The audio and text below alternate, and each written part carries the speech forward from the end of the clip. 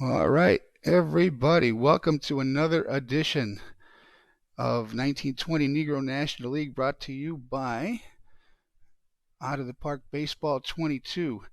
And I see you there, Paul. How's it going? All right, man.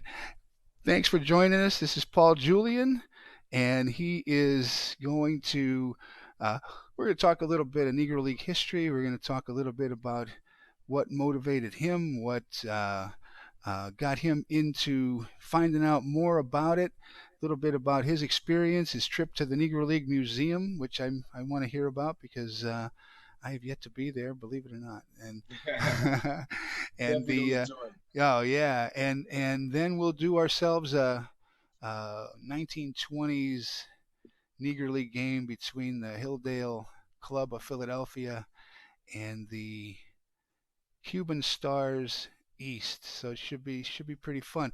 So take it away, Paul. You can introduce yourself and tell us a little bit about what's going on with you. All right. Good evening, everyone. My name is Paul Julion. Again, I am a physical education teacher. All right, um, By by day. profession, and I'm also a baseball historian. All right, for my I guess my hobby. And I really got into Negro League baseball early in my life. I was playing Little League at the age of 10, and a couple years into it, I began to do a little bit more research about the players. I really fell in love with the game of baseball.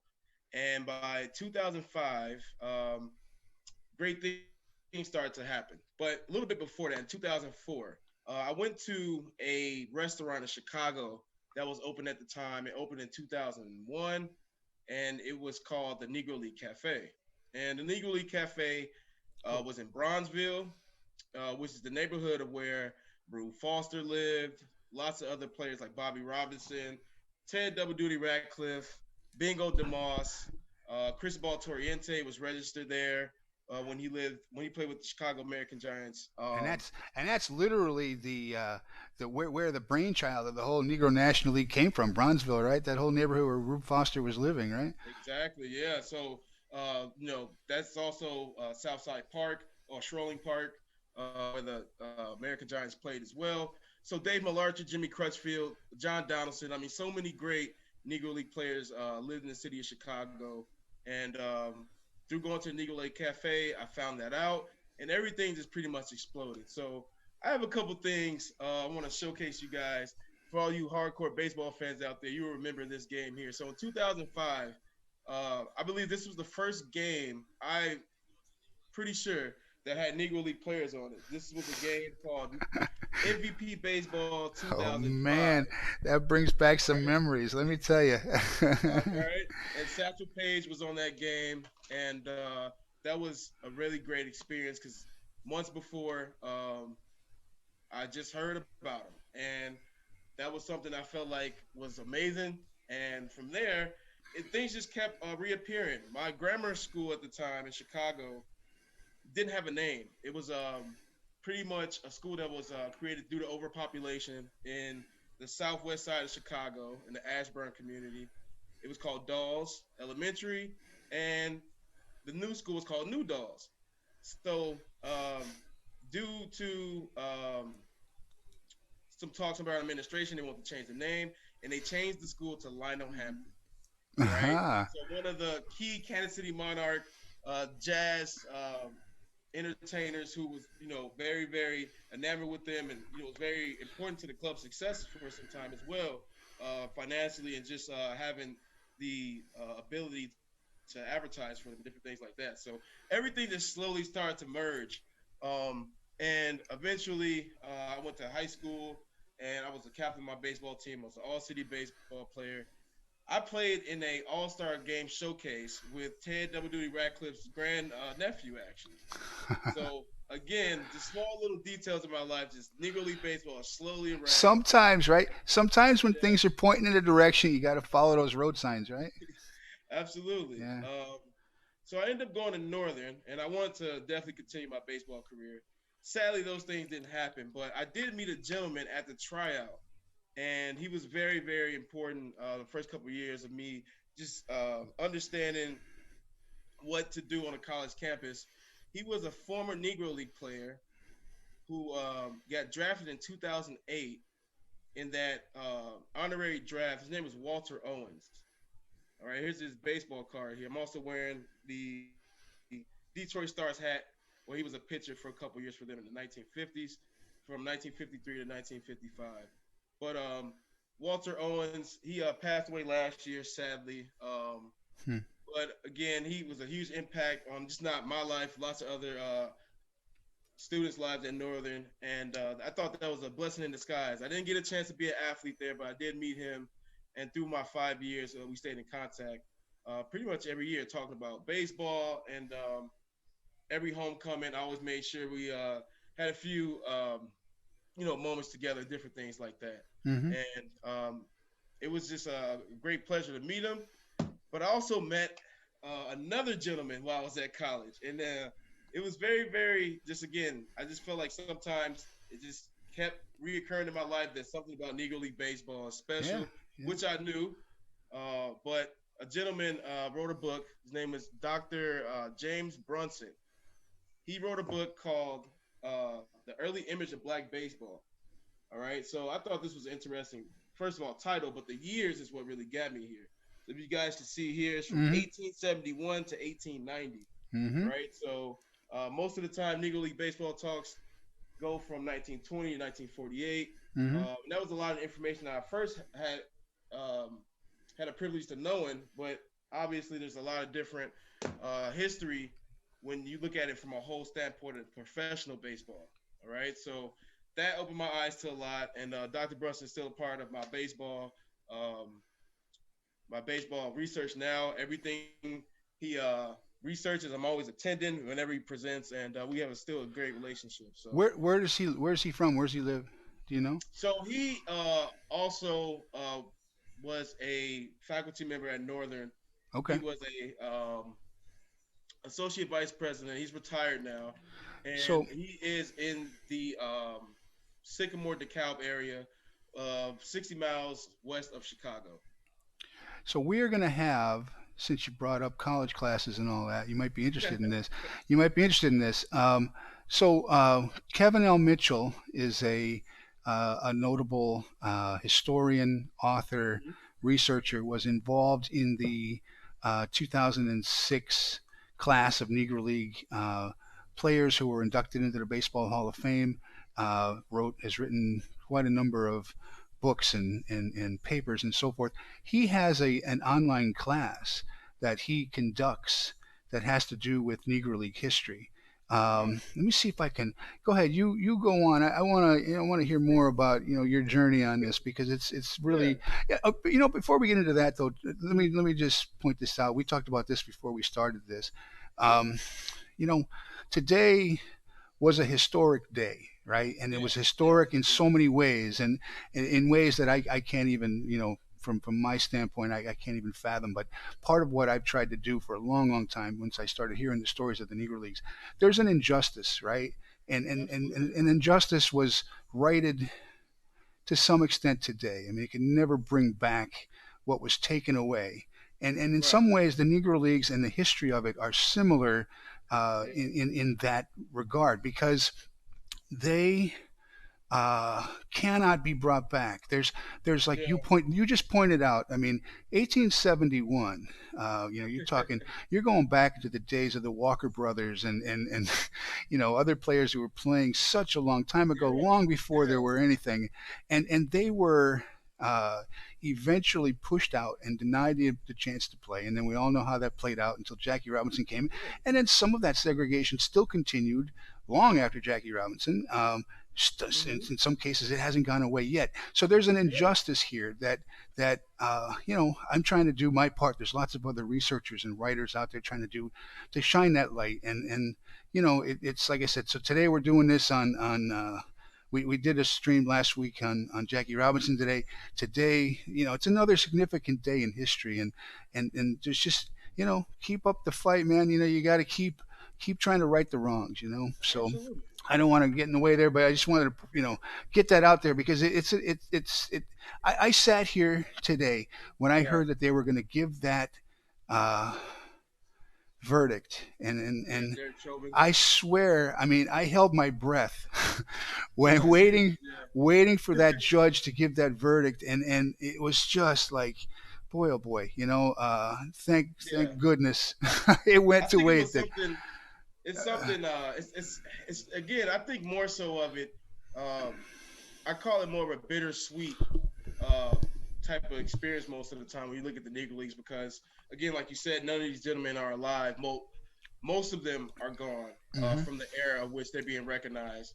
But the small things of seeing even an interview or any type of journalist writing about him is very vague because at that time they weren't giving Hmm. any recognition. I thought, but the sweet part is now they're going to get some of it to the best of the ability of what can be done now. I think there's plenty of different platforms they can be recognized on. Just sort of common baseball fan begin to know the household names, from those eras, They should be right? household So names. That's right. exactly, and but looking at what actually a historical event today, I'm just very still much in a not necessarily a state of shock, but I think it's very interesting my response to the actual truthful and most justified thing you could do.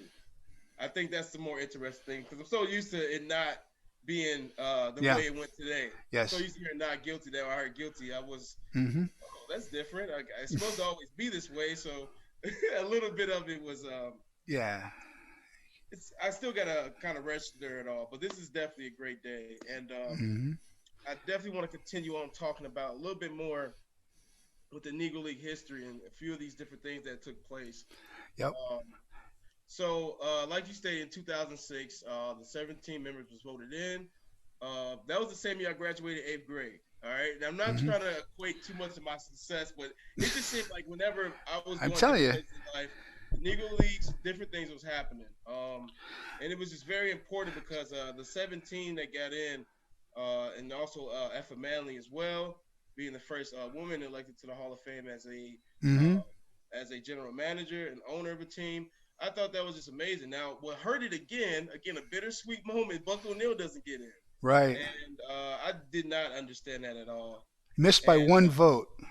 yeah, and I just don't like how you don't vote for a person that pioneered in such a hidden part of history that I'm not sure the baseball writers at the time wanted to include. No, they didn't. Um, No, I say it what tell it like it is, man. They did not want to include it. Yeah. yeah, and Yeah. I think Ted Williams, if anyone's really interested about this topic, he gives a better Yeah.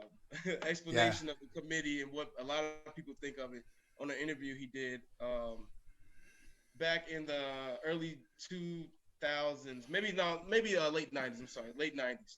But he gives I think, a more blunt and direct description of what that committee was about. But looking at it again, so that happened. But in 2014, um, a documentary came out called Pride and Perseverance, and that was it came at the right time because I think at that time, it's not that I didn't. I've always loved baseball, but at that time, I was kind of in the heart of my college career, and during my time at Northern, I was active as a student leader. I was in student government, so a lot of different things. I wasn't really paying attention, but once that documentary hit, it's like everything just kind of came back again, and from that time on, I just kind of really still have been researching and studying the history and trying to make sure every day I learn something new and trying to figure out how, in this big puzzle, where do I fit? Because I have to be somewhere with these different things going on. And also, just over time, just the recognition, I think the years of, especially with the 100-year anniversary last year, though Hmm. COVID kind of stopped it, and I kind of mentioned it to you as well, it did actually a blessing in disguise. So the bittersweet, I call it like a Dickens love story. It's like so many bad things happen, you forget it's actually some beauty in this. But Hmm. the season last year, the COVID World Series or the COVID season, was a perfect example of what a Negro League season was like. Throughout their league play, about 60 games, because traveling was such a hazard, Hmm. and there was different, of course, laws at the time. Hmm. Segregation was actually the law, so placement restriction is actually what everyone's going by. Um, and I thought that look how ironic that is. 100 years later, Hmm. a season is literally the major league season is literally what the experience of a Negro League season was for 28 years or probably more.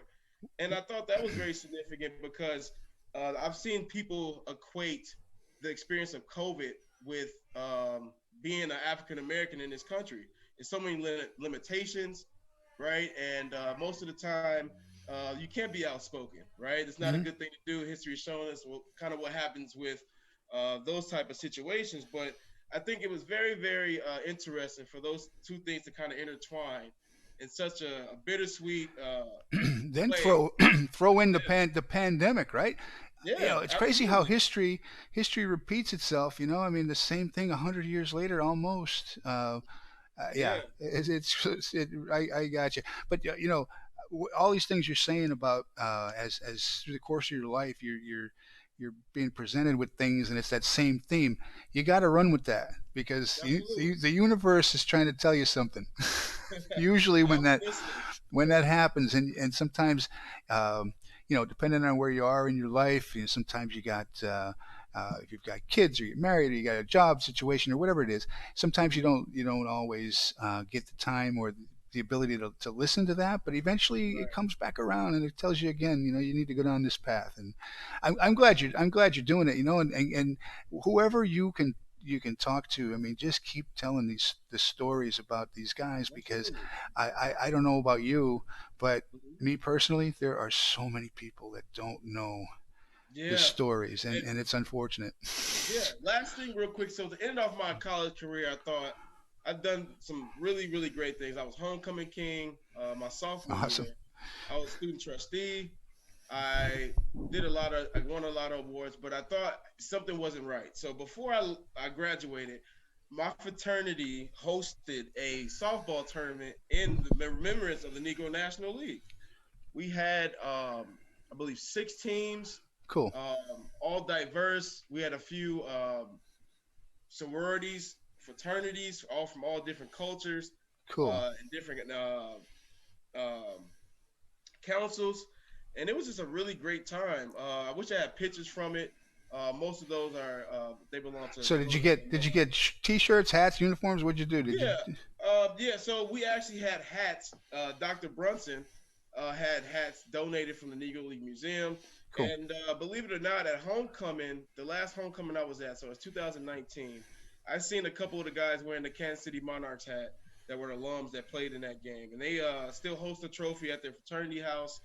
Cool. So I had to do something I felt like to make sure at least people can explore it themselves. But it was taken with great appreciation and acceptance, Good. Good. and it's obviously still a part of people's great college experience. So So you got that was to one of the things I did before I left college. So cool. So you mentioned you finally got to do you mentioned the Negro League Baseball Museum in Kansas City. You finally got to absolutely. make a pilgrimage down there this past couple months ago, right? Well, actually, not even a month. It was March 28th, No kidding. Saturday. So I, tell us yeah, about what that was like because yeah, it's everybody who's ever been there. It just blows people away. yeah. It was so The gratifying. experience, yeah. Yeah. So I've always wanted to go really since the first year I really heard about it was around 2004, 2005.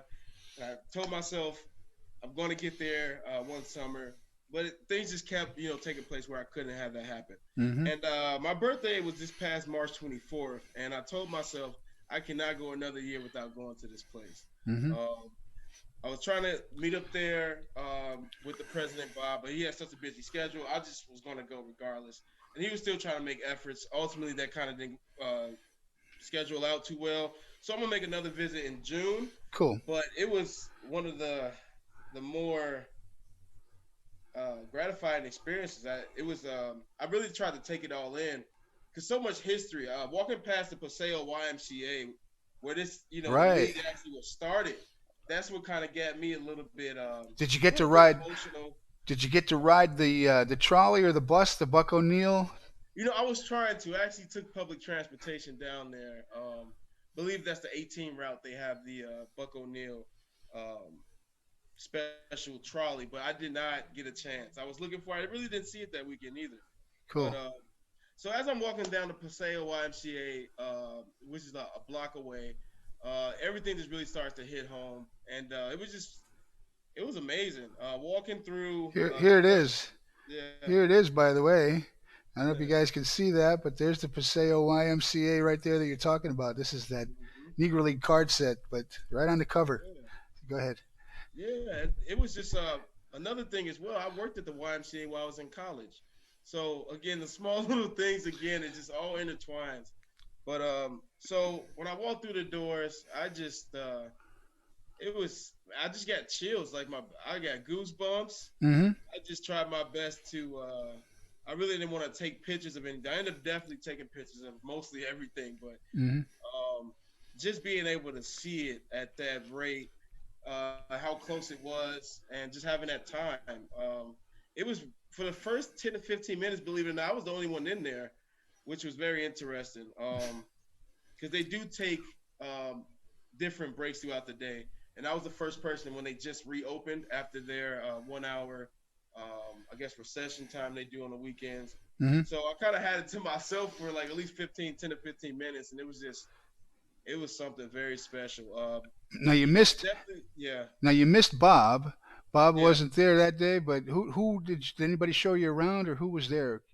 Actually, I didn't have a guide either. Yeah, so it was a few young ladies. They were working in the gift shop, and they just told me I could go into the museum and observe as Well, much as I want and take as many pictures, but just don't touch anything and be respectful of all the different well, displays. next time you go, you have to let us know, and we'll try to make sure Hmm. we get somebody down there to give you the full personal tour. Oh yeah, it was something. It was something great. Then because it goes through timeline frame. I mean, when it starts the Argyle Hotel in Babylon, New York, with the Cubans, Hmm.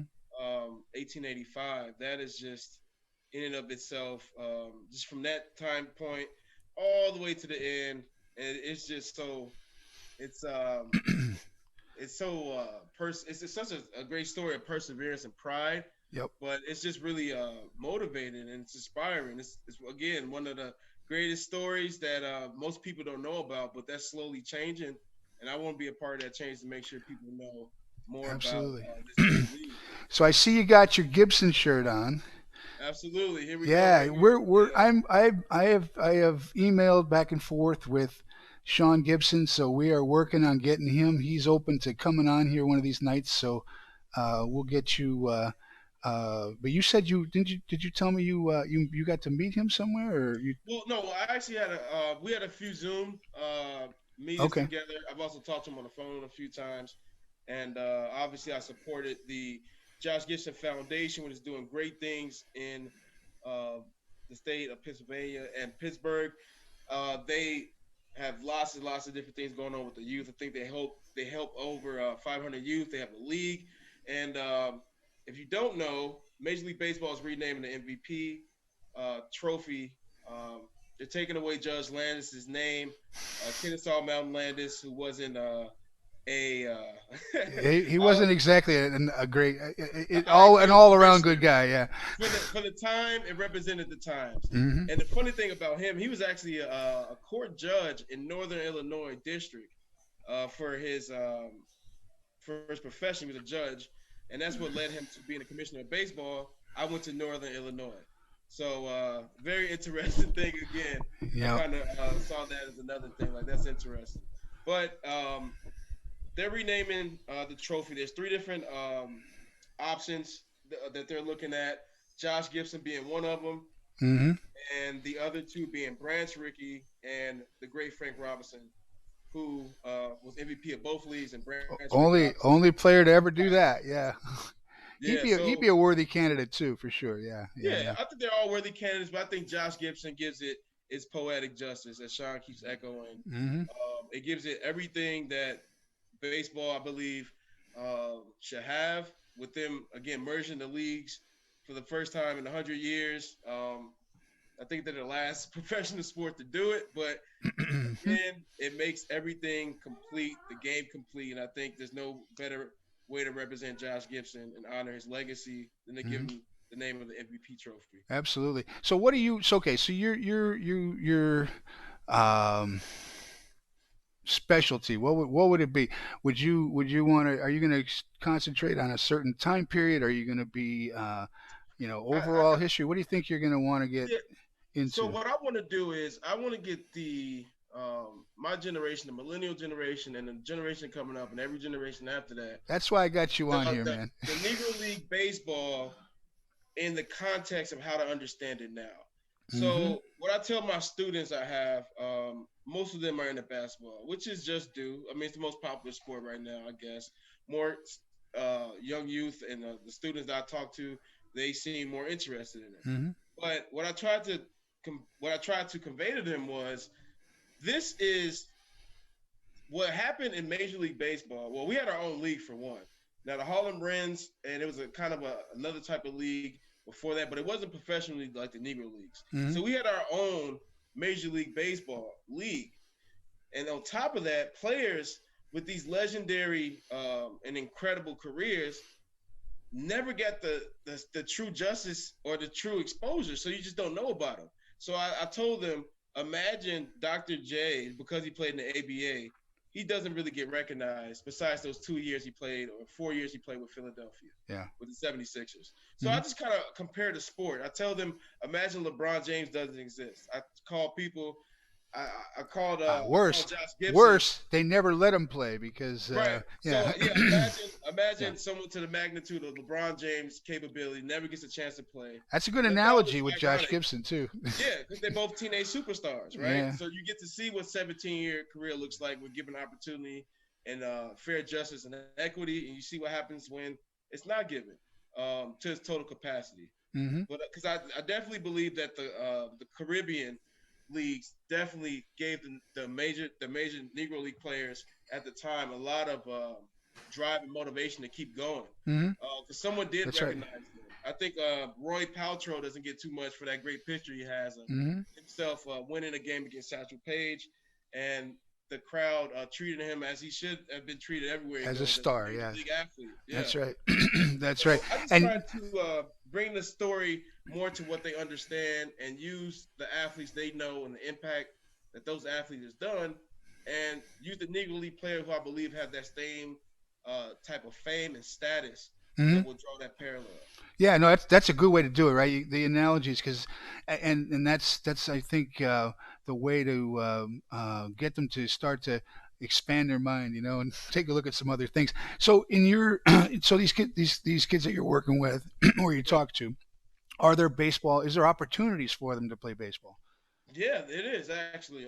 But the last couple of seasons there haven't been any sports, but Yeah. and I've actually only been at this school for 2 years. So uh, the goal I had of kind of getting the key to the program looks like that was going to happen. It still is, but we haven't had a chance to hit the field or anything yet. All activities are suspended right now. So, but when we do, there's plenty of opportunities out there. Again, I think Major League Baseball is doing something with reviving inner city baseball. Players Alliance, yeah, yeah. You ought to, Players you ought to, Alliance, we're doing you ought to really well. check that out because they did a lot of great things in the Oh fall yeah, and winter, and yeah. They were giving away school supplies. awesome stuff. Yeah. They were doing so many different things, making sure students had technology for during this COVID time, Hmm. internet access, Yep. doing a lot of great things. So Players Yeah. Alliance is Get yeah. get yourself in touch with them and see if I'm sure I would be willing to bet they'd be willing to send Oh somebody up there yes.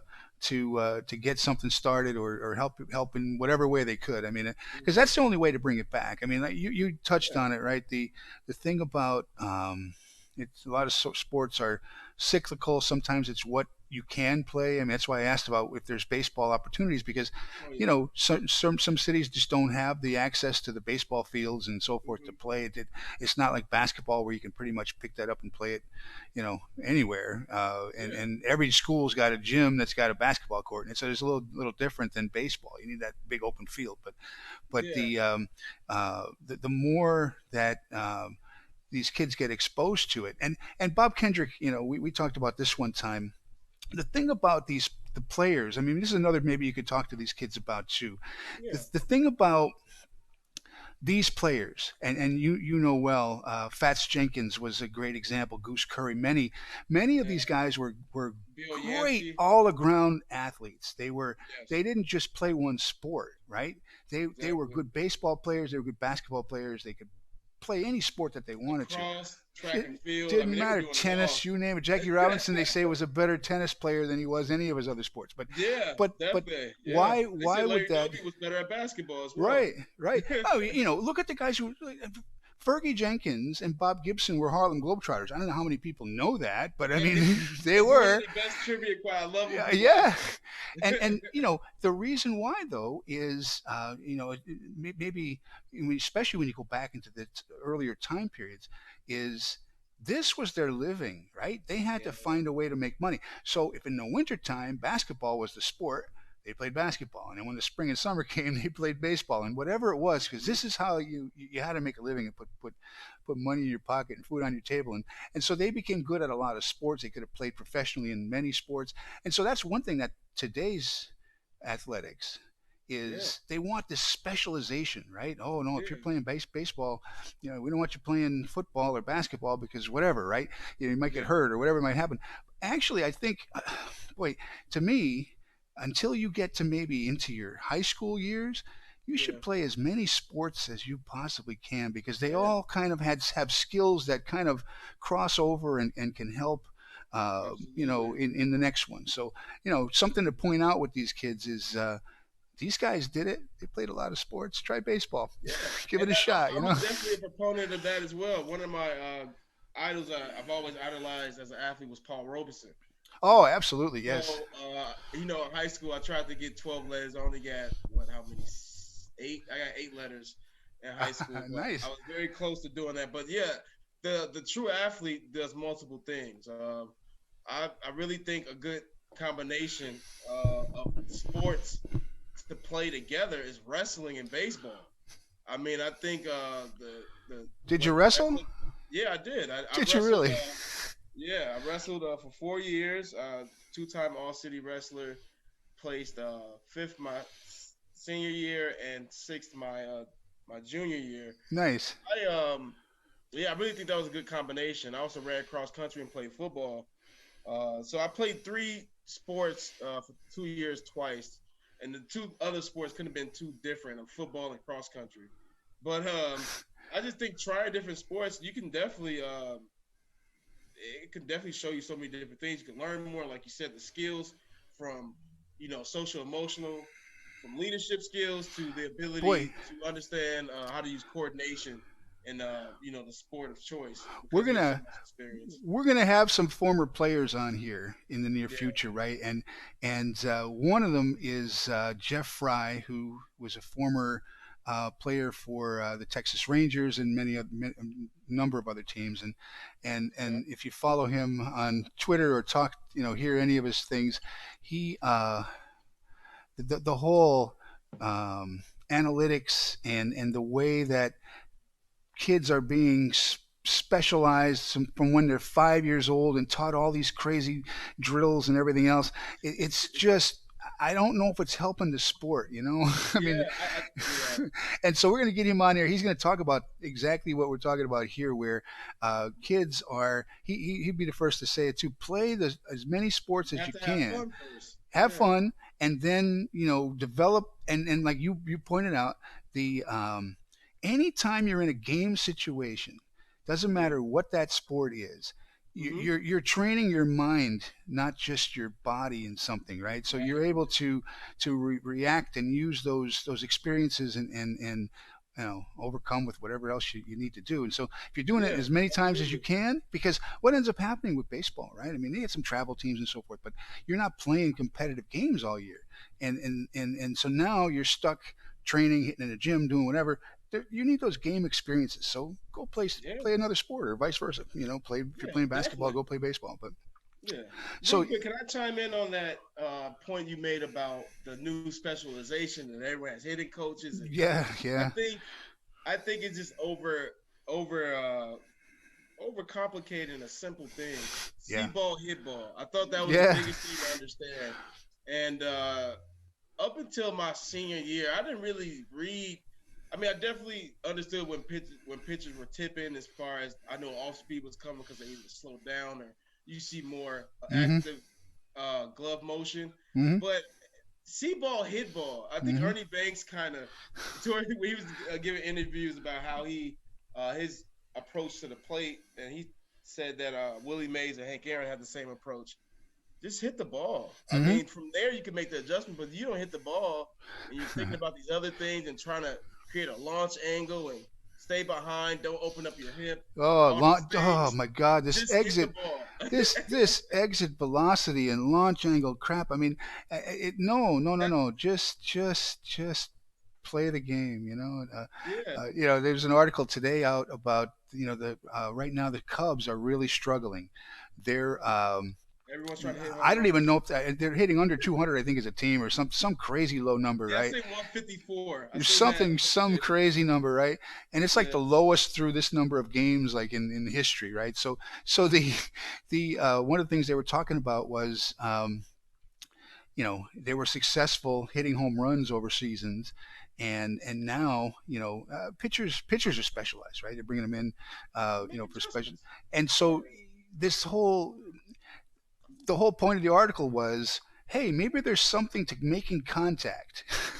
if you're focusing if you're focusing all the time on these launch angles and everybody's trying to hit a home run, and if you're not hitting the ball somewhere, you can't get on base. I mean, that's yeah. just this simple fact of baseball life. So anyway, we could talk about a lot of this stuff for a long time because Absolutely.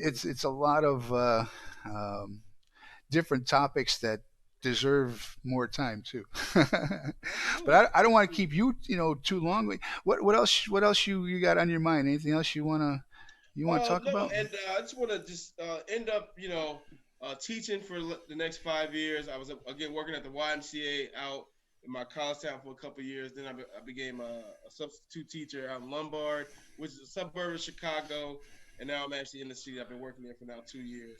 And Negro League baseball this past year got the recognition it deserved. It definitely came at well, I'll say an interesting time in history, but I'm glad it happened and I was Mm-hmm. able to see it.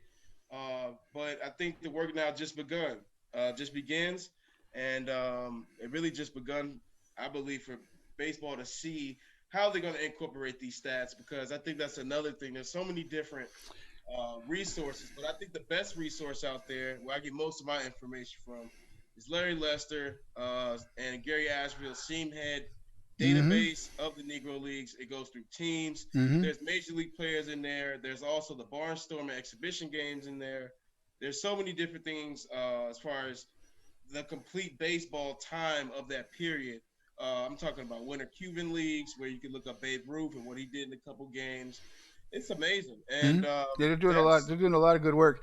The yeah, I had on Pete Gorton from the Donaldson Network yeah. last week, and the work that he and others that are involved, and we're going to have on Todd Peterson on Friday, who's Oh a yeah, a he wrote writer an and a amazing historian. book. So Yeah. yes, so he's going to be on Friday doing this, and we're going to do something really a little different. We're going to do. I've scheduled in this simulation Hmm. a exhibition kind of barnstorming game between the St. Louis Giants and the St. Louis Cardinals. So we're gonna Wow. so that should be fun to take a look at. But those guys are doing a lot of work as well, digging. And one of the things that that they pointed out to me was the fact that yes, Seamheads has got a lot of great stuff. Those guys are doing fantastic work.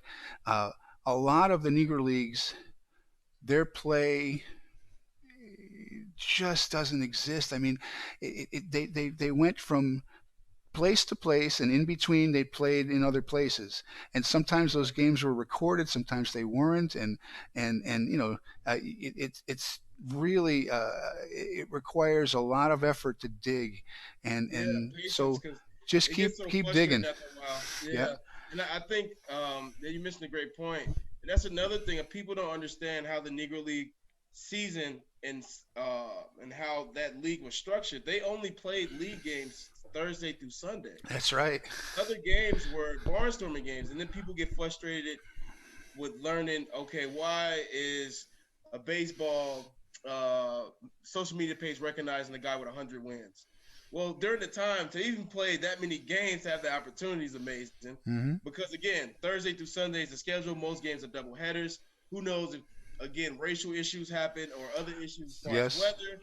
So those barnstorming games became a lot of Did the that did the that car break season. down? Did the bus break down? Did they miss the train? What? Oh my God! There's So so many, many reasons. yes, Yeah. right. Maybe they can't play at the Polo Grounds because the Giants are playing that game and it's delayed schedule, and who knows how many situations that ran into that. Mm-hmm. But there's been a lot of great history with looking at the beginning of the Negro Leagues and what that looked like. Rube Foster's planner is has returned to the Negro Leagues. I'm not sure where it was before, but that has been returned to the Negro League Museum. They haven't displayed it yet, but Huh. Bob Kendrick made that announcement I think a month or two ago. So it's always very interesting to see just the beginning of this league, and so many great things came about it. And Yep. that's a great idea for you to include the St. Louis Cardinals in that Yeah, it barnstorming should be game. fun. So I'm gonna go ahead and switch over to that. We can keep on talking. And we're Oh yeah, you're gonna see that on the screen. I'm gonna switch it on over, and we can sounds keep on great. talking here. So the background on this, as I've tried to point out, is um, this is out of the park baseball, which is a simulation game that has been around for 22 years now, as based on the number up there, Okay, version 22, and it used to be a text based game. And because these guys are from Germany that started this company, it's a more of okay, a European type of a model. It's what they were used to, which simulation games were management games where okay, you were making the trades and filling in injuries and handling all the front office, and then your team would take the field. And so over the years they've added graphics, but it's still not going to be like the Major League Baseball the show new version came out today, and for 21, and it's not like that. You're not using a gamepad, you're not swinging a bat, you're not, but you're managing it, and you can go right down to the pitch by pitch level, or right, you could sim a whole season in a few minutes depending on what you right. want to do Oh here. wow, that's pretty cool. So what I'm trying to do here is take 1920 and Is that uh, shown on the? Is that supposed to be shown on the screen now? you see it. I do not now. All right, hold on, let me see if I can get it on there. Can you see it now? I cannot. No kidding. I see it on my screen. Hmm. Let me take a look and see what's showing up here. So I'll keep talking about it. So Okay. 1920, as we've talked about, was the beginning of the Negro National League season, and there Hmm. were originally 8 teams, Okay. and those 8 teams: Dayton, Kansas City, Chicago American Giants, Chicago Giants, Detroit Stars, St. Louis Giants, Indianapolis ABCs, Cuban Hmm. Stars West. So those are your Negro National League teams that started in 1920, and they Right. played, as you pointed out, and some of the teams played 60 some games, some played less. I mean, that was the nature of the Negro Leagues back in those days. So there Hmm. wasn't this standardized, everybody was playing 162 games or 154 like they used to play. This was a different world, and it was a world based on how were you going to make a living. you Yeah. know so Hmm. you had to go where the money was. So Right. um, Barnstorming definitely did those things. yep. So then at the same time, though, there were teams playing in the East that Hmm. were Independence, Atlantic City Bacharach Giants. Are you still not seeing anything? Yeah, I still don't see it yet. You know what to do? Disconnect and come back in again. That could be, like I said, Okay. I think what's going on is the camera is it takes control.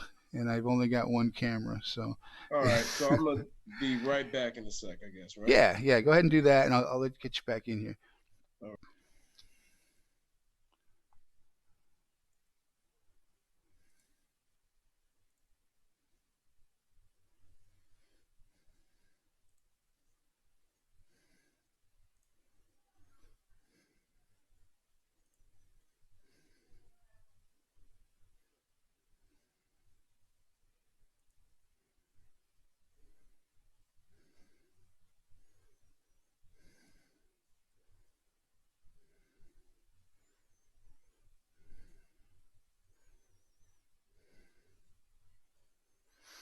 So a little bit of technical difficulties as we try to get Paul back in here. So just give me a second here so we can get him back in here, and then we'll get started on a Negro National League ball game.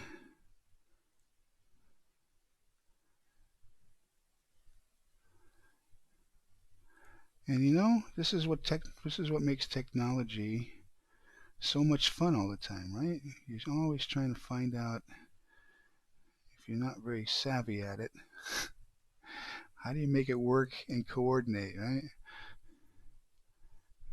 All right. So, where is Paul?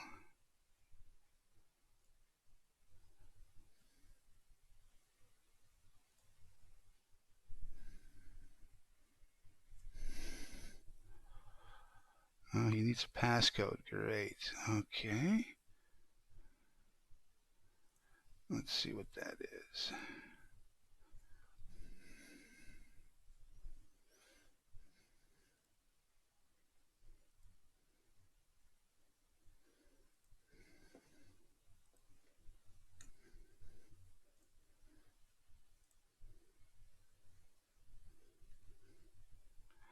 And like I said, I apologize for the delay here, but we're trying to get Paul back hooked up so we can do the 1920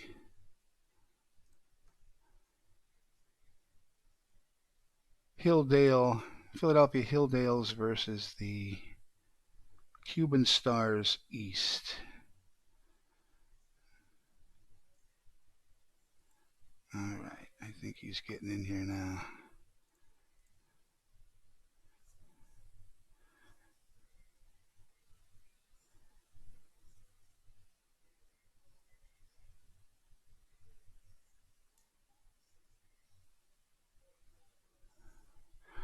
So as we talked about earlier, I am going to um, have other guests coming on. Some are going to do simulations with me. Some are going to have a little conversation about their work. We mentioned Sean Gibson with the Josh Gibson Foundation.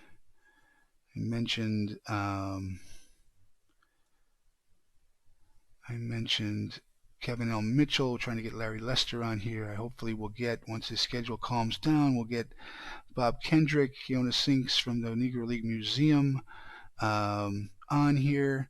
And we've got Greg Kreindler lined up, who's a fantastic artist who has done a series of Negro League pictures that have become trading cards that you can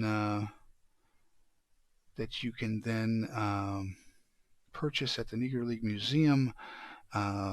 Several of Major League Baseball former players. So yeah, we're gonna get this format down, because that's the problem with some of this is I'm a novice and I'm trying to figure all this out. So while we're waiting for Paul to get back in here, I'm going to take us to the schedule.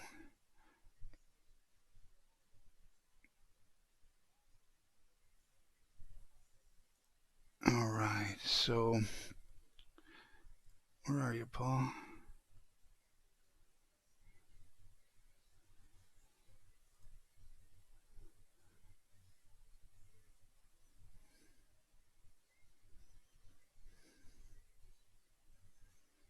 Hmm.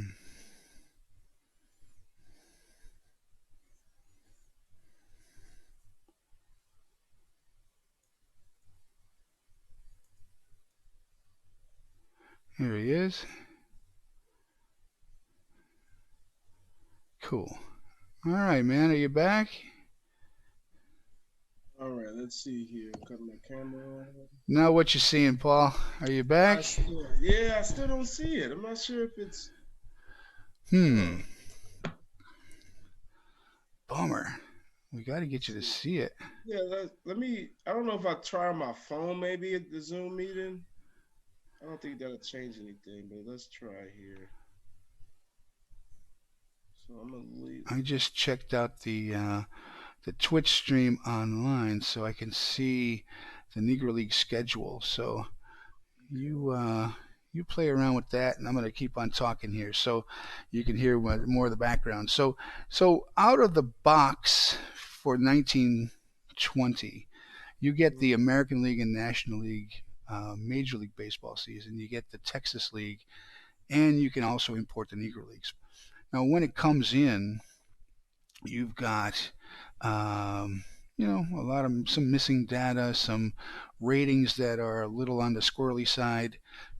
So I spent quite a bit of time going through all of these rosters, all of these players, trying to find face gen photos, rating them as well as I thought that they should be rated, Right. fixing fixing birth dates and fixing places of birth and nicknames and personalities. And this game has all of those things that you're seeing. It's not like playing a video game like you showed that Satchel Paige game before, where Yeah. that would be one of those exactly like that, right, where you're pitching and swinging the bat, Hmm. and that's what you're doing. Now I see you're still not seeing the. Yeah, I still don't see on your screen um, the That is stages weird. board. That is so weird. I see you, and I see you got a. Do you have a uh, TV that you can get to the internet? Yeah. Because you can go on to Twitch from there, and I'll keep talking here. So we'll take a look at this upcoming schedule, and we're through the first week of the Negro National League season. Okay. And surprisingly, the Dayton Marcos are off to a 7-0 start. Oh And wow. yeah, I know. And in the preseason, obviously, the favorite would be the Chicago American Giants, who won the Negro National League this season, Right. and then the Detroit Stars, Kansas City Monarchs, Indianapolis ABCs would be your next cut. The Cuban Stars West, then the St. Louis Giants, and I would be picking Dayton and the Chicago Giants as being towards the bottom of the table here. And Dayton has gotten out to a 7-0 start. The Cuban Stars West are 0-7, and that's just an interesting start to me. And again, just like in real baseball, boy, you got teams and you got players and you got fans who get a little excited over uh, a week stretch, a 10-day stretch of winning and losing. Baseball is a marathon, and It you gotta definitely. just. It's like I'm sure there's a baseball one version of this somewhere, but the Aaron Rodgers a couple of years ago when he was just telling people to take it easy. You have to do that in baseball, and 1 week does not the whole season make. So we'll see if Dayton can keep it up. It'd be kind of fun. Now, the other thing about Out of the Park, which is very entertaining, Hmm. these players have personalities. They have Absolutely. so you're going to see that. They I don't want to say they interact, but they have uh, chemistry, and Yeah. so you have players who are classified as leaders, captains, spark plugs, Right. pranksters, disruptive players. And as the season goes and as the season goes on, those players will begin to impact how the game is now playing out on the field. Because if there's Mhm. no, what did George Foster say? If there's no, um, you can't have, what was that saying? You can't have. unity. If you got something, I can't remember how the saying goes, but basically he was saying back in 1975 that you got to have a well-run clubhouse and everybody's got to be on the same page and not fighting with one another, Yeah, and that plays out in here. So right. and sometimes players are unhappy because you're losing. Sometimes they're unhappy because they're not starting and they're not batting leadoff because they want to bat leadoff. It depends on the personality. So all that plays into this game. So it's kind of fun. And I don't have financials and I don't have coaching turned on here, and I may do that for next season. But there's also the whole financial aspect of contracts and extensions and so you have all of that built into this game and coaching, how coaches can influence how a team is doing for good or bad on the field, and scouting and team doctors and it's just the levels of this game are so immersive. Yeah, that sounds amazing. So are you were you able to you still can you see anything yet? Yeah, I'm actually pulling it up now on the computer. Okay. I'm still waiting on the app All right right. here, All either right. on my So TV or my phone to good, work good. here. So, like I said, Dayton's off to a 7-0 start, and Here we uh, go. you can see it now. Good. All right. And then over on the other side, the Eastern Colored League did not exist until 1923, but because these teams had and they were loosely affiliated with the Negro National League in a sense that Yeah. they would play each other basically to make some money, kind of as barnstorming and make some money kind of game. It's my beagle barking. So uh, I didn't want to have these players not be in the league because there's Yeah. so many good ones. So for example, on Atlantic City, you've got Cannonball Redding Yeah. and Nip Winters and Dick Oh yeah, Lundy. Nip Winters on the. Oh, well, that's a couple years before he was on Hilldale. So Yep. yeah. Oliver Marcel. I mean, so if I didn't include these teams, we'd be missing out on so many good players. And Right. and so some poetic license here in that we have the Eastern Colored League a few years ahead of its time. We have a standardized 100. I'm going to play a 140 game schedule because I want rather than the haphazard kind of playing 60 some didn't play, some teams disbanded. I mean, in the Eastern Yeah. teams, in the East. There were teams who played a handful of games and then just couldn't make it financially and disbanded, and the Yeah. players went somewhere else. So we're going The to play. Detroit Wolves. If you Yeah, remember yeah. that Then team was stacked. yeah, and then there's another team that actually had a lot of good players on it. They disbanded as well. They were the Pennsylvania Redcaps, and those Yeah, players, the Red Caps. many of them went to go play for Atlantic City and Hilldale. So Yep. I don't want any of that. I want people to get a feel for the players and see the time period and follow along and have a little fun with this. And then there's also an amateur draft just like they have in Major League Baseball. So in this Nice. one, yeah. So in this one, this rookie draft is going to have. Are you seeing this now? Yeah, I'm seeing everything now. All right. So, and this is going to have Cool Papa Bell, Turkey Stearns, Mule Suttles, Tubby Scales, Newt Allen. Some really fun players that are going to come in here, and we're going to take that same poetic license, and Oh, that's we're going to great. hold a Pretty much June everybody draft, that and started their career in 1920. So that's yeah, perfect. I mean, exactly, right? So you got all these 19, 19, 20-year-old guys. And so the draft order, I just went in reverse of the standing. So you got Chicago's got the first pick. It'd be kind of fun to see who they take out of this. yeah.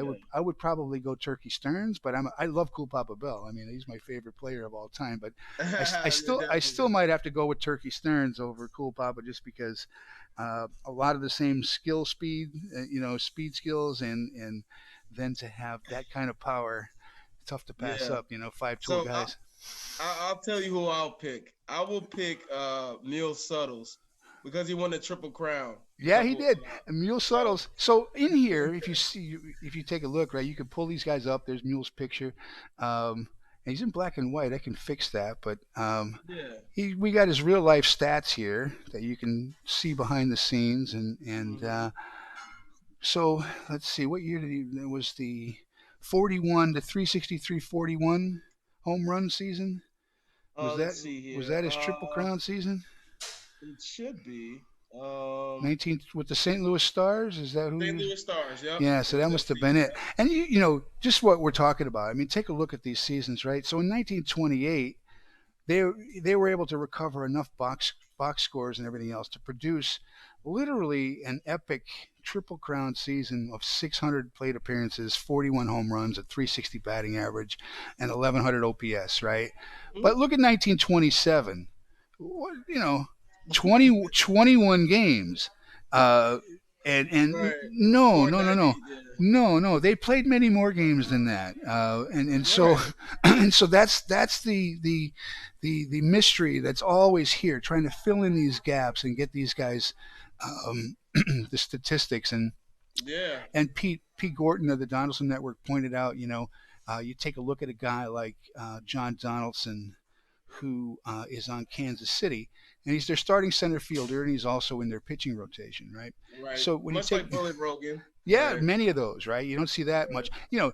Shohei Otani has nothing on John Donaldson. I could tell you that. I mean, John I don't think John John Donaldson was a Martin Dehigo. yeah, I mean, Martin Dehigo, yeah. So many of these guys that played, not just pitched and played a position. Some of these guys, like Martin Dehigo, played every position. I hey, mean, Leon literally Day as well. I mean, every there's a lot position. of them. Double Yep. duty Radcliffe. Yes, I mean, so much fun to be taking a look at these guys. So here's John Donaldson, and when you look at his career statistics, um, you don't see a lot here, right? But Yeah. but during these years of 1915 through 1920, when there's nothing showing for statistics for him, he was literally playing in 2 to 300 games A all season. across the country in places from the Pacific Northwest all the way across the country, and playing and barnstorming and making a living doing it. And you're never going to see that in here because they were not official league games, and Right. that's the way a lot of these guys were. And so you got the two things going on. You got a lot of barnstorming, which took away a lot of the time. Like you said, they only played 60 games, and they only played on basically the weekends. So Yeah, Thursday through yeah. Sunday. So the rest of the time they were traveling around, and that was some time to get from place to place. And then as they were going from place to place, they were playing other teams, and it might have been the local American Legion team, or it might have been some other barnstorming team. It depended on where they were going and what part of the country they were in, and so forth. So Yeah. anyway, so I'm going to go ahead and we're going to get this thing fired up and get this started because I don't want to keep you too Right. much longer. We can take a look at a game. So as I pointed out, you can literally play an entire season in probably about 10 minutes. Um, Oh wow. so in this, so here's the score, the schedule that's set up for not the day we're going to do. I'm going to show you how fast that this will do it. So I just have to just hit play and finish today, Hmm. and it's done. so so I could go back and take a look at the scores from the day before. So that was Joe Williams threw a 5 hitter. Lincoln Giants for the Lincoln sounds Giants as they beat sounds like some Brooklyn. things he used to do there. Yeah, yeah. Frank Wickware, a 4 hitter as they beat Havana. Boy, that's going to drop Havana to 0-8 on the season.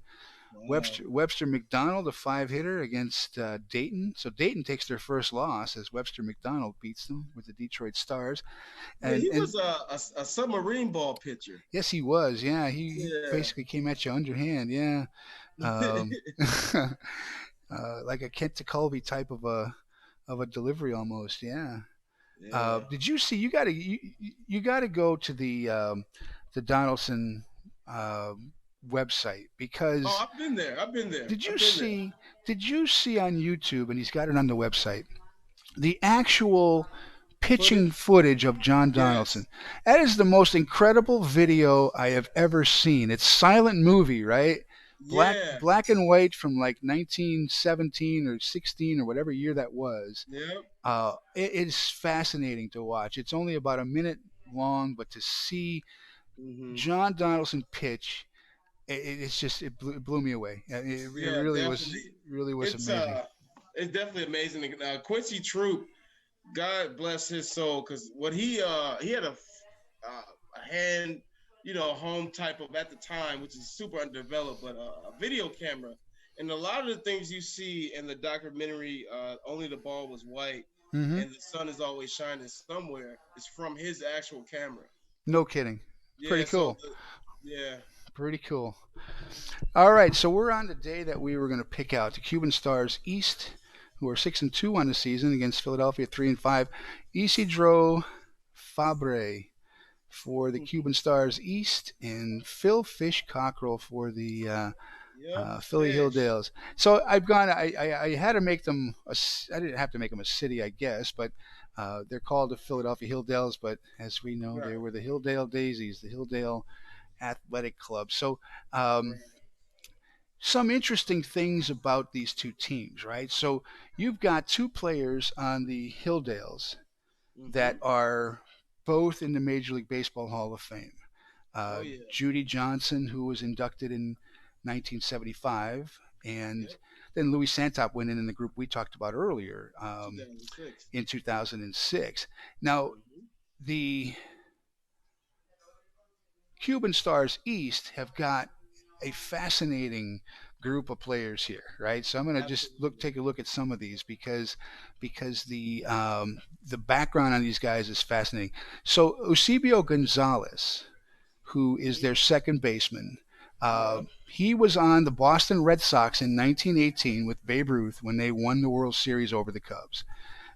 So he had his one season in the majors, and it happened to be a pennant winner for the Red Sox That's in incredible. 1918. Yes, uh, Jose Rodriguez, their first baseman, he Mm-hmm. played two seasons with the Yankees in 1917 and 1918.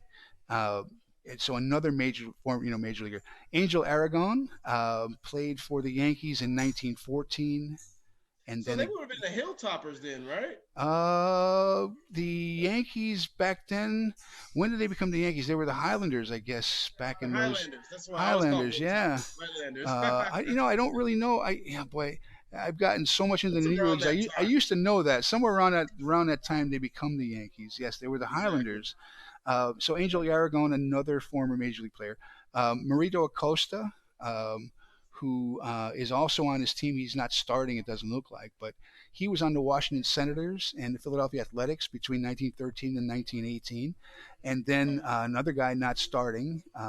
He is actually Armando Marsans played for the Cincinnati Reds in 1911 to 1914.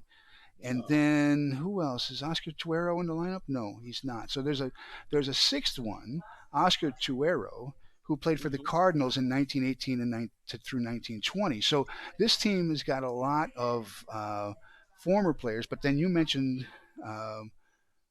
Alejandro Ohms is one of my favorite. Santa One Clara of Leopards. Oh Yeah, yeah. that's right. And so him, Alejandro Ohms, Mm-hmm. Isidor Fabre, who's the starting pitcher, and Mm-hmm. then the starting shortstop and leading off for Havana, Paleo Chacon, are all in the Cuban Baseball Hall of Fame.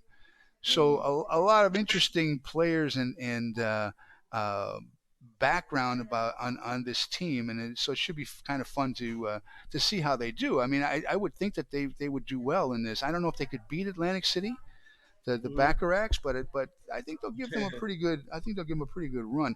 Now Hilldale, Absolutely. because of the ages of some of these players. Right. They're all still coming into their own. I mean, Louis Santop is actually on the kind of maybe the midpoint downward side, but Judy Johnson Coming up, is yeah. A just rookie. coming. Yeah, this is his rookie year, so he is going to grow, and you can see if you're seeing this on the screen, right?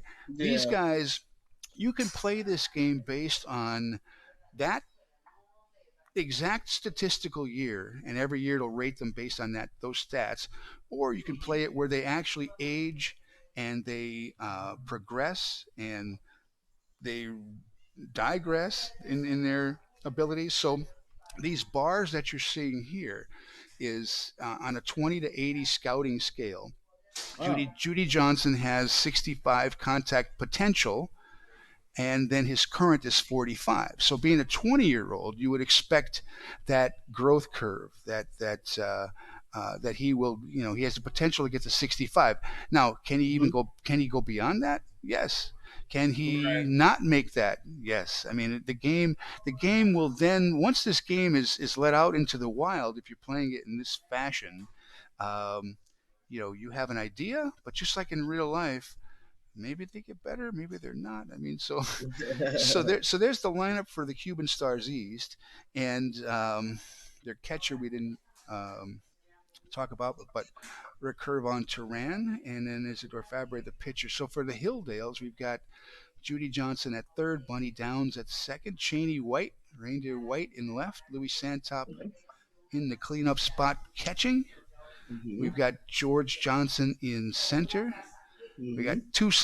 Toussaint, Todd Allen at first base, Eggy Dallard in right field getting the start today. I'm not sure if he's a regular right fielder or not, because Yeah. the game will rest players if they're tired. It will, you can do anything. It's going to behave just as if it was a real, you know, Yeah. Because real I thought the same personalities. Tank Carr, George Carr, I thought he'd probably be in the lineup, but Well, Tank Carr is actually on. He's on Kansas City. He's on the right, Monarchs. He's on the right. Monarchs. Yeah.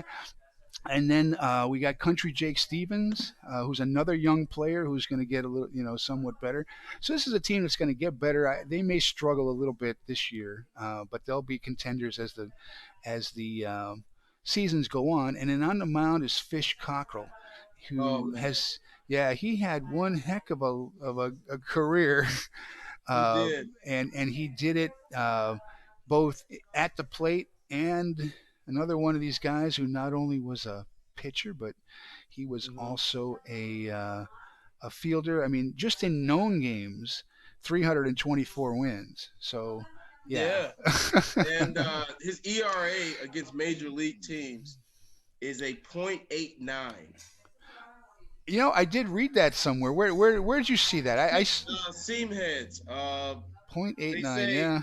yeah, he in 6 starts, he's 5-1, 50 and 1/3 inning pitched, and with an ERA of .89. And so he's another guy, right? And you can see the star ratings, just like if you're a 1 star, 2 star, 5 star player, right? So he's at 4.5 star potential, 2 star actual, right? So he's going to improve according to this. His movement, his control, his pitches will start to improve. So all these guys have various pitches.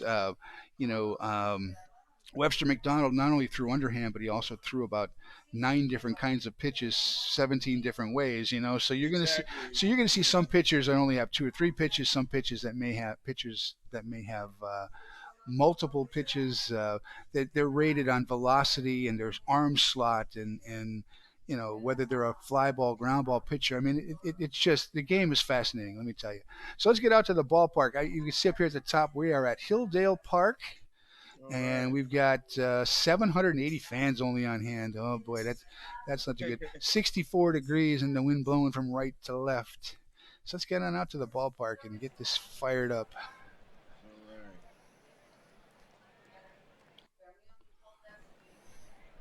All right. All right. So leading it off, you wanna do the Hilldales? I'll take the Stars, or how do you want to do it?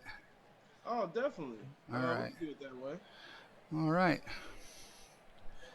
So here we go. All So right. So Hilldale's coming into this game with 3-5 record. yeah. Uh, they need to get it going. Looks like So so what's going to happen here, right? You can do this pitch by pitch, which would take you as long as a regular Major League Baseball game, right. or you can quick play like we did a whole game, a whole month, a whole season. Or what'll Hmm. happen here, it's literally going to do an at bat. So you can see that Cockrell struck out Chacon. It was a 2-2 count. Yep. So High all right, fastball. high enough fastball. So one away. That's going to bring up Eusebio Gonzalez. Here's the All pitch right. from Fish. Second Ooh, baseman here. it's popped up down the right field line. What is that? That's some weird. Eggy Dallard catches it, but Oh. looks like he was underground. Let me see if I can fix that thing. So some of these camera angles, depending on the Yeah. stadium, Hmm. don't look the greatest. So let's. I'm gonna fix. So initial pitch camera, action camera. One. Let's see. Let's do. Well, I might have to play around with this to see how which one's gonna look the best. So Here's Alejandro Owens. 2 outs, nobody on. And I don't like this one at all. We're going to have to fix that one. A Hall of Ohms. Famer here. Let's see what happens. Ooh, he flies out to right field. Deep to that big Oh, fence out there. oh yeah. So, there, that's another thing about the time period, right? Mm-hmm. The stadiums back in these days All right, were, leading off is Judy Johnson here. Let's see what happens. It's rookie season for a yep. Hall of So, Famer. the pitch cam review. Let's see. Let's try overview. We got to get that camera to work. Camera technical difficulties out there. Here's Judy. All right, let's see Judy. Isidro Fabre, Cuban Hall of Famer. All right. Oh, stroked. Uh-oh. Woo! Extra bases here. Let's see. He caught it out there. Look at Caught that. it. That ball was stung, but right at the Ohms. center Ohms fielder. is that Ohms playing right field. So we Holmes got is in right. Ramirez That's next who's back out there. in center field. Ramirez. Ramiro Ramirez. All All right. right, Here's Bunny Downs. Downs. Let's see. Put the ball in play here. On the ground. I don't like that. Whatever's happening there is I got to stop that. It keeps showing some goofy. Yeah, end result camera view, but that was a ground ball to second, looks like. Yeah. All right, Cheney White. Let's see here. We can get on base. All All right. right. I like Reindeer White, Cheney White. He's a good ball He's player. something.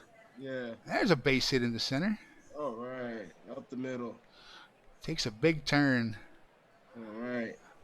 Let's see if we get some action on these bases. We know how Negro League players like to do. That's double right. steals. They like stealing. They like doing all that. All Yeah. right. Big Here's- Bertha.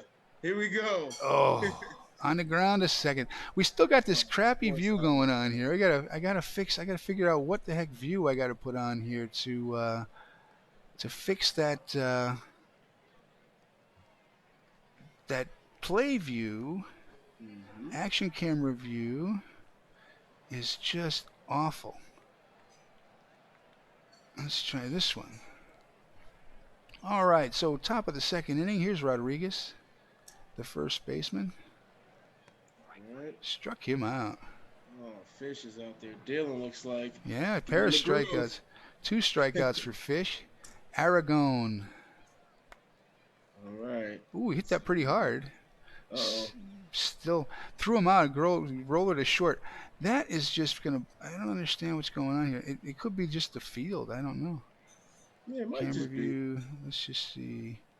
I gotta keep fixing these to see if we can get some regular game action. Here's Marsans. All right. There's a base hit into right field. All right, he's on.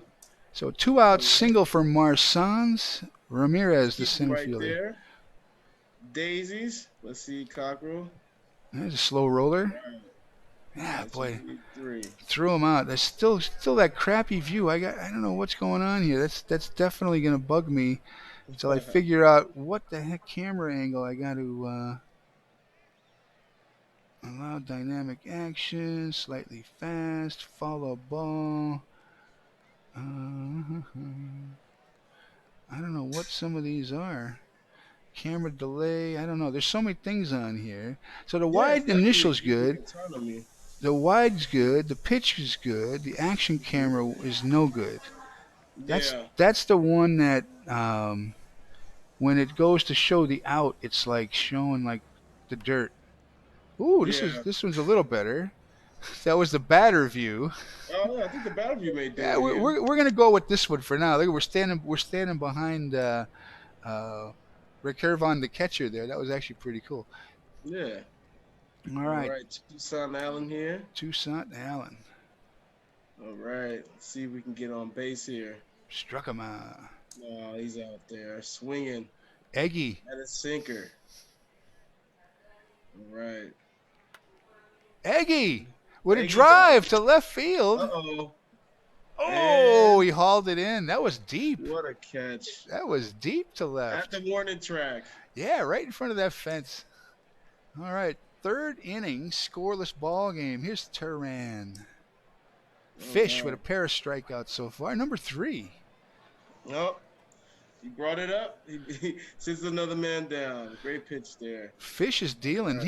He's 0-2 on the season, but a 2.33 ERA. So Wow. not getting any run support from Hilldale. No, not too Struck much. him out. Another strikeout for All Cockrell. right. Here's Chacon.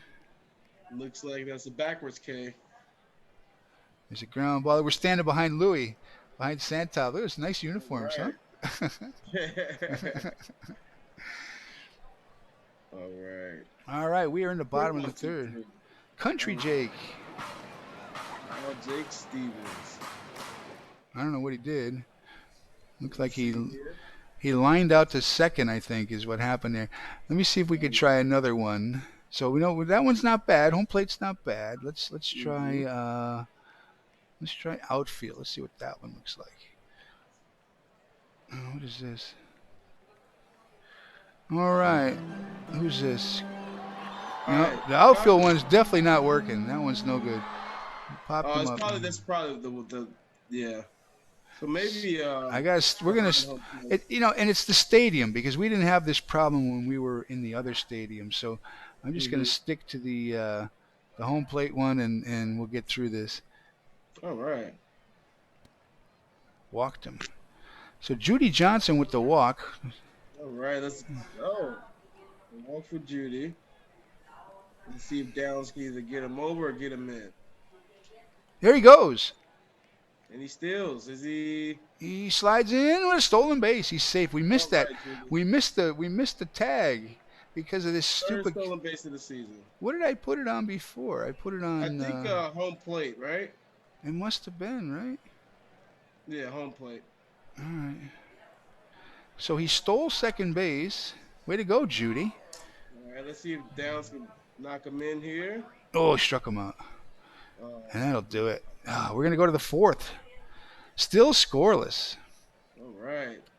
It's like these two pitchers are Oof. living up to their skills. That's off the wall, it looked like, Uh-oh. by Extra base Gonzalez. hit I can't see what's happening, though.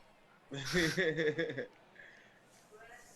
All He's right. around. He's in with a triple. Bummer. Boy, oh boy, why did that go? I mean, it was working before, and now it's all jacked up. Huh. Outfield, wide little batter's box, home plate. Yeah, we'll try batter's box. All right, so a leadoff triple by Gonzalez. Here's Ohms. Oh, the dangerous batter up here. Oh, man. They may have their first run on the board here, top of the Oh, fourth he inning. struck out Ohms. That's a big one there. Yeah, definitely. Here's All right. Rodriguez. Fish on the ground. They coming home? No. Thought he might have had a shot to get him at home, but they didn't. Oh, might have. They got the ground out. Run scores. It's 1-0. Here's Man, Aragon. RBI for Rodriguez. Oh, he held that one. Slow roller. That's going to be an Right, infield Judy. hit. Here's Oh, Judy. Marsans. That's in Oh, the air to man. center, but caught out there. Oh, All wow. right. There we go. That was a nice play out there by George Johnson. Here's Yeah. Cheney White. Let's see if the Hilldales can get back in it here. Get a base runner on here. See if Fly Cheney ball. puts it in play. And fly out to right. See, it's when it switches to a certain part of the field that Yeah. it's screwing that up. Seems But like the right side of the field, whether I it's might first, have to second base I side. might have to maybe take a look at tweaking this stadium so it looks better next time. But these are all things. There's a fly ball into deep right center. Oh. Oh, caught out there. Oh, great defense there. Is that Yeah, that's Owens out there in right field with a great play? two men out, and here is George Johnson George Johnson, the center fielder. on the ground to third. Long throw, and they got him. Oh, wow. Wow. So yeah, the Hilldales. It seems to be their offense that's lacking here early in the season. Top of the fifth.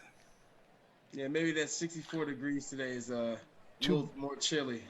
maybe it was 49 when we played that Monarchs game. That's why Donaldson was dominating because he was knocking bats out of people's hands. So Absolutely. you what's your you like you follow the Hilldales? What and you've got some connection to the Stars. Who's your favorite Negro League team?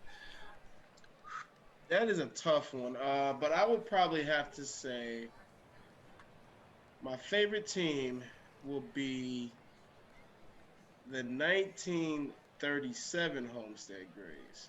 Wow, yeah, there's some talent on Um, that ball club. yeah, and I believe Satchel Paige pitched a game for them as well during that season. So they ultimately had one of the best lineups ever when they played Philadelphia Stars. So that team was loaded. But I really like Vic Harris. I think he doesn't get a lot of. Vicious Vic Harris, yeah, he was Oh he was a heck man, of a player.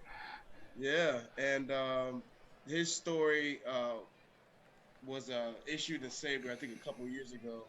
Someone had read an article about him, and I knew about him, but it gave a little bit more detail, more about just more about his career. And I thought, that was a really great ball club. And he was the manager, and Judy Hmm. managed that team for a couple of years. But of course, Oscar Charleston, who's my favorite player of all time, him So and Jimmy Crutchfield. so one of the things about this simulation, right? So like I said, we're taking a lot of poetic license here, but as Mhm. far as length of schedule and teams and where they are and so forth. But one of the things that I think I'm going to do maybe for the next season, because we'll finish this season in just a few weeks, but Mhm. for 1921, maybe I let it go and let the major leagues start to bring in players because I think that's what a lot of people really want to see, right? I mean, Yeah, they want to see Louis Santop on the Yankees or whatever the case may be, or yeah, and right. that would be a lot of fun to see John What Donaldson it looks pitching like. to Babe Ruth, right? Yeah, I absolutely. mean Yeah, that would be absolutely. Bullet Rogan pitching to Ty Cobb. I mean that's the kind of stuff I think people want to see. But for Yeah, this particular season, since it was 1920 and the reboot of you talked about it earlier with the museum, 1920 being the 100th anniversary yeah. was supposed to have been a lot It was more blessed. involved. That's all the way to the fence. Bunny Downs with a double. Right. Um, come on, Cheney. Let's see if you can pick him up here. Two outs, Downs on second. All right. Let's see if they tie the ball Walked game. him. All right, so Hilldale's Two got a little on, something going here, but two out. every time they get something going, they get and Santop is up. Two on, two Let's outs. Come see on, here. Louis. Oh, that's in the air, and that's in there for a base hit. And we're missing the Gets it action. down.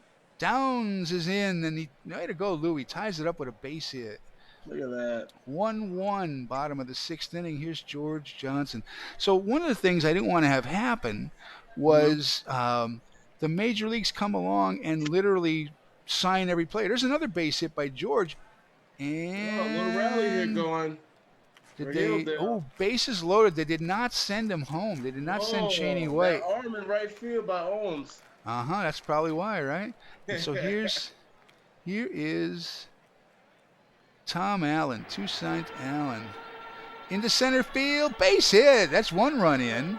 Look Here at comes that. Santop to the plate, Is Louis gonna make the big and he turn? is He is. safe. Two He's in run there. single. Yeah, 2 run single. All right. And 3-1 Hilldales. Way to go. So I didn't want to have all this work of setting all these guys up and then have the entire league Mm-hmm. purchased by the majors, and then there's nothing going on. So I really want to just Yeah. have a season to let everybody see these players and see the stadiums. Another base hit, and they're definitely getting to Fabre here in the sixth Yeah, inning. might be running out of fumes here. He is 4-1. Yeah, there's not much going in the in bullpens back in these days, right? You were out Yeah, there to that last curveball was at 65, so it looks like he's yeah, losing a they little are bit of they are steam. teeing off on him. There's a drive. Oh, but caught out there in right field by Ohms. All But right. 4 runs. That was a four spot, all with 2 outs. All with two Yeah. outs. Top of the seventh inning, Cockrell finally got some run support. All right. There's a ball hit the deep left, but looks like it's one away. So yeah, so maybe we'll let them loose in 21 and see who winds up where. I think that would be kind of fun because Absolutely. that's what people want to see. But for this purpose, I want to see I want to see the 1920 season so everybody can get a feel for these guys Hmm. and the setting and the uniforms and just what it looked like. So Absolutely. on the ground to third. So I'll tell you what, Cockrell has really pitched well. He really has. I think what gave up 3 hits. Looks like maybe Yeah, 2 hits. Check um, the box score here. yeah he's pitching pretty well. Bottom of the seventh inning. Fabre's still in there. There's one down. Judy Johnson All right. Let's see here. out to right Judy's field. looking for that hit. 2-0. That is just annoying. That showing the dirt kind of thing. But like I said, I think that's just a stadium glitch here. You know, Yeah. a lot of these things come out of the box and you're getting like a generic stadium.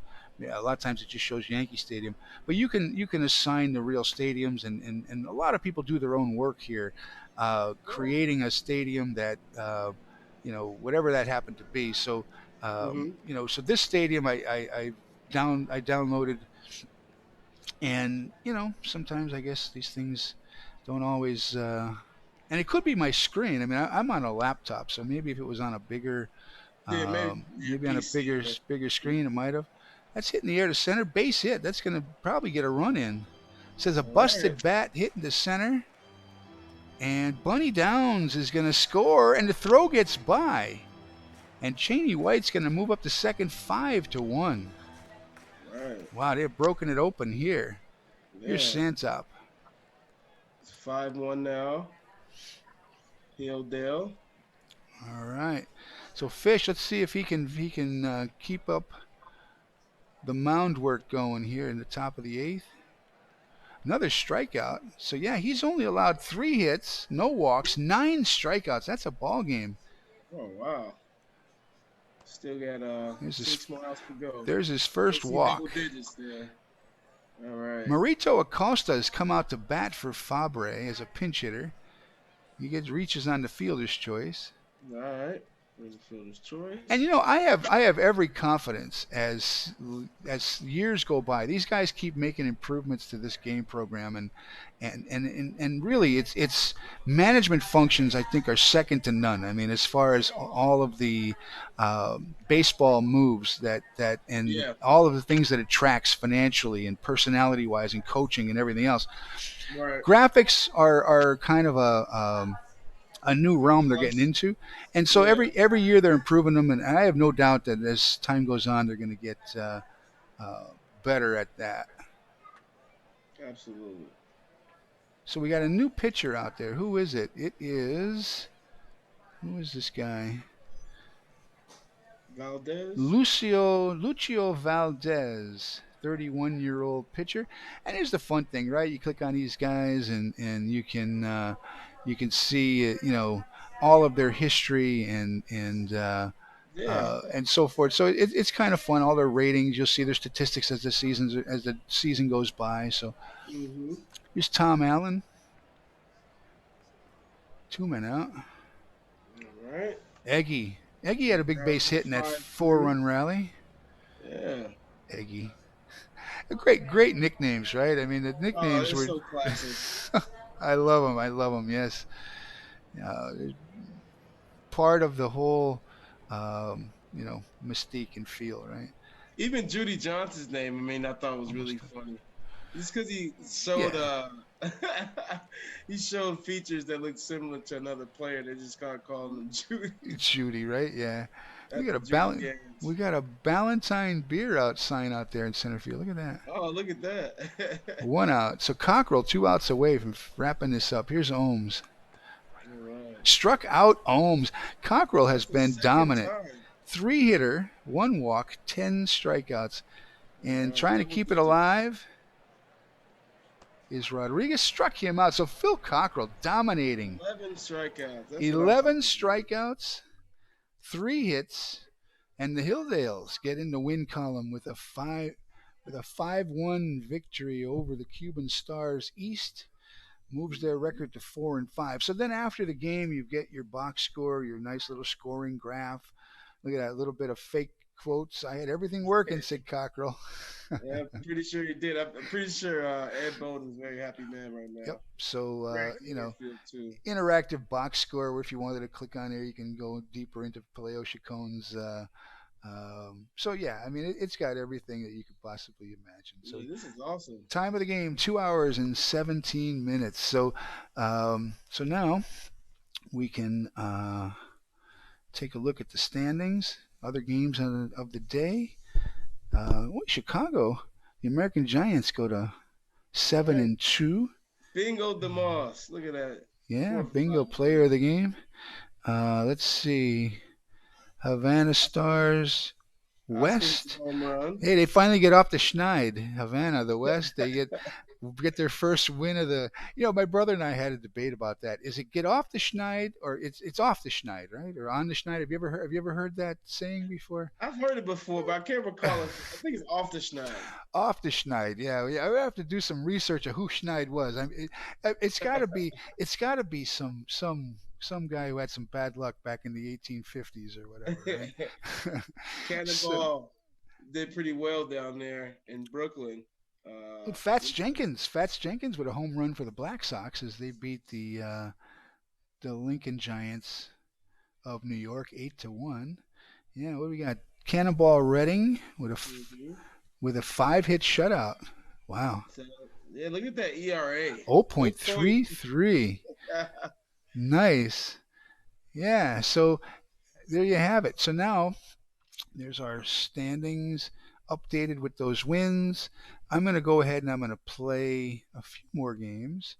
So we'll finish today. I just want to take a look. I want to get us. I'll show you what I did with the St. Louis Giants. Take a look at their schedule. Mm-hmm. I added a doubleheader. They had an off day here on the 15th. Oh, So I added a doubleheader against the St. Louis Cardinals. nice. Yeah, so I'm going to play us to the 14th, and then on Friday, when Todd Peterson joins us, we will do that game and another few days or a week or so of this. So I'm going to go ahead and do that. So I want to play through the 14th. So I'm just going to go to the standings page here. I'm going to hit play finish today. You'll see it. So Dayton gets a win over Chicago there. They go to 8-2. Yeah, in Todd's book, the Negro Leagues were major leagues were so important. Oh, I right. think in all of this, and I think can't wait to hear the things he shares Yeah, on that. I'm looking forward to that that too.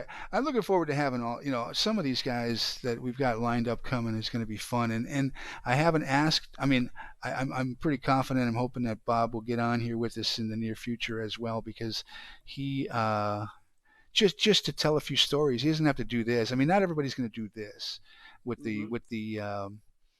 with a simulated game, but we'll get on and we'll talk a little bit and then I'll take it from there. But yeah, just to get his insights and everything else. But yeah, I'm looking forward to Todd being on here. So there we have it. There's our simulation for the day. On Friday, we're going to do with Todd the games between the St. Louis Giants and the St. Louis Cardinals. So you can see the Major League Baseball standings are going on behind the scenes here as well. So here's on May 15th, we've got the Washington Senators atop the American League at 18-11. Tris Speaker hitting 432. Babe Ruth with 7 home runs. Over in the National League, you got the New York Giants. Wow, 19-8. But Cincinnati, look at that. Cincinnati is hanging with them at 18-11, just 2 back. Yeah, I mean, they made it to the World Series the year before, so. Mm-hmm. Everybody's kind of beating up on the Robins and the Braves here. That's why everybody's having a good start, except for the Brooklyn Robins and the Boston Braves. Pittsburgh not so much, but yeah, you get 5 teams over 500 and 2 way under 500. This is what I mentioned the other day too. This 1920 season, so much going on, right? You had the pandemic. World War One had just ended. Right. You had the Negro National League starting up. You had other Negro leagues starting up around the country. Prohibition started, didn't it? during that time, Yeah, right around this time. 1920. And then look at the players that were playing in the National League. Babe Ruth's going to change the game as far as Mhm. the way it's played. Shoeless Joe Jackson is playing in 1920. Tris Speaker. And that's the beauty of this game too, right? Shoeless Joe Jackson, if you play it historically, will be gone after the 1920 season because of the The World scandal. Series. Yeah, Right. but if you don't want that to happen, Shoeless Joe Jackson will finish out his career, and you could see what he actually did. And Yeah, that's maybe that White Sox team make it to another World Series, right? absolutely yes, and that's what's so fun about it. And you get to recreate those things with a little different mix, right? So you're going to have a time period where Ted Williams is going to miss 4 seasons because of World War II and the Korean War, and that won't happen.